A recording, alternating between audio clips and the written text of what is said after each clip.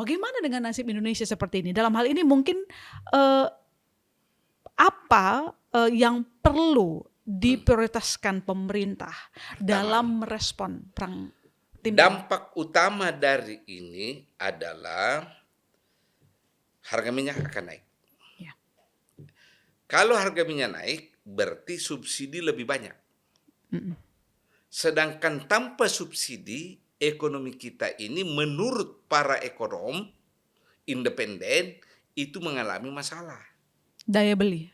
Daya beli. Uh-uh. Salah satu ukurannya ekonomi kita itu mengalami persoalan, lihat pajak. Pajak tahun kemarin kan hanya 78%, bukan 100% kan? Ya. Kalau orang kalau pajak itu tidak terpenuhi artinya apa? Tidak ada income kan? Kan yang dipajaki income. Ya. Atau pendapatan kan? Nah, itu dulu ya. Ya. Sekarang tekanan harga minyak semakin naik.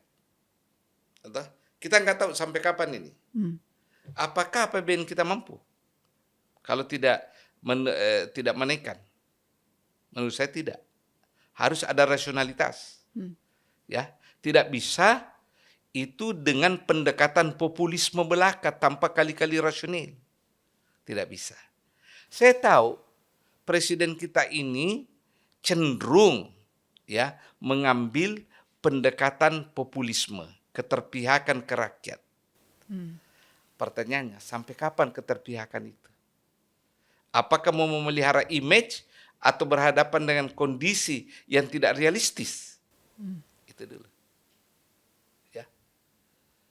Kita harus rasional mengelola APBN kita. Presiden, saya acung jempol, sudah memerintahkan efisiensi kan? Tapi harus konsisten. Misalnya pejabat daerah dilarang begini, dilarang begitu. Harus konsisten juga. Bapak Presiden ke level kementerian, level lingkaran istana bagaimana, dan sebagainya dan seterusnya. Kedua, Presiden kalau bisa WFH, working from home. Ya, Bagus. satu hari dalam 5 hari itu langkah kerja. langkah konkret itu. Ya.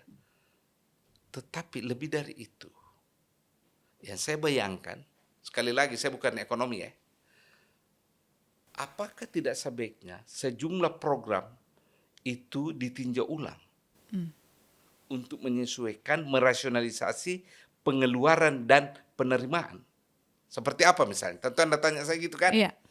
Misalnya, apakah dalam keadaan ekonomi begini kita masih mau gembar-gembor tentang pembelian alat-alat militer, pesawat, ini dan itu. Itu penting. Tapi kan sekarang dengan dana terbatas harus ada priority kan? Nah itu. Apakah dalam keadaan ekonomi seperti sekarang itu relevan dan sangat urgent untuk mendorong program koperasi merah putih? Itu dulu. Ketiga, apakah dalam kondisi begini kita masih harus menggembur-gemburkan dalam rangka populisme itu sekolah rakyat? Sekolah rakyat. Kita rasional deh. Karena itu bisa ditunda dulu. Bukan ditiadakan, ditunda dulu. Karena ada prioritas ini. Kedua ya, bukannya soal minyak. Dengan perang ini, yang saya katakan tadi, gas. 30% suplai gas dunia global melalui Selat Hormuz kan? Dari Oman dan dari mana itu tadi? Qatar ya. Gas itu kan bahan pupuk. Kalau pupuk fertilizer tidak ada, terganggu, bagaimana sektor pertanian kita? Berapa? 287 juta orang mau makan. Gitu. Come on. Let's be rational. Ya. Sekali lagi saya bukan ekonom. Tetapi saya sangat-sangat prihatin dengan kondisi ekonomi. Tentu Anda tanya saya, Pak Hamid bukan ekonom. Bagaimana caranya mengetahui ini? Gampang. Anda jalan dari ujung Senopati ke sana, ujung selatan, Anda sudah tidak menemukan lagi itu restoran-restoran butik, apakah itu Jepang, Italia atau apapun. Dulu kan penuh di situ kan. Bandingkan Anda berjejer dan menanti di depan restoran sederhana dan pagi sore, full terus itu. Berarti kelas menengah tidak lagi masuk ke restoran itu kan, dia ke bawah. Yang dulu kelas bawah, kelas menengah, makannya di itu, sekarang dia lari ke warteg. Itu satu indikator ya. Indikator kedua, sampling aja seluruh masjid yang ada. Tidak usah banyak, 20 aja masjid you sampling.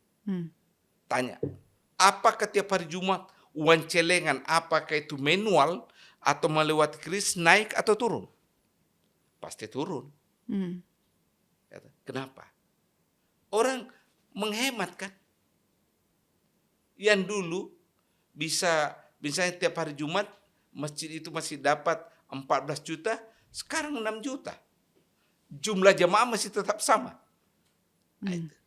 Very simple mengukurnya itu. Nggak usah terlampau ribet-ribet. Saya nggak paham teori ekonomi.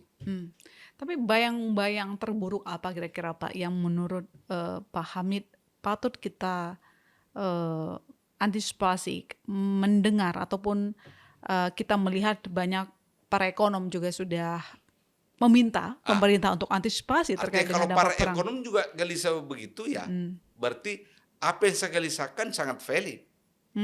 Ya, saya tidak punya teori tentang ekonomi. Saya hanya melihat fakta yang ada. Tapi Menq, Common sense. ya, tapi Menkyu Purbaya itu bilang Pak ekonomi Indonesia masih stabil dan jauh dari krisis tuh. Ya, dia harus bertahan seperti itu. Kalau dia tidak begitu kan panik orang. Dia Menteri Keuangan. Dia harus memberi harapan bahwa apakah ucapan itu sesuai dengan fakta yang ada, itu another things. Tapi Menteri Keuangan harus konservatif, memberi harapan, tidak menakutkan. Yang saya bayangkan, ada dua rejim pemerintah Indonesia itu mengalami masalah dan akhirnya tumbang karena ekonomi kan. Soekarno dan Soeharto. Dari ekonomi melahirkan krisis sosial, no trust, dari no trust menjadi krisis ekonomi, lalu menjadi krisis politik.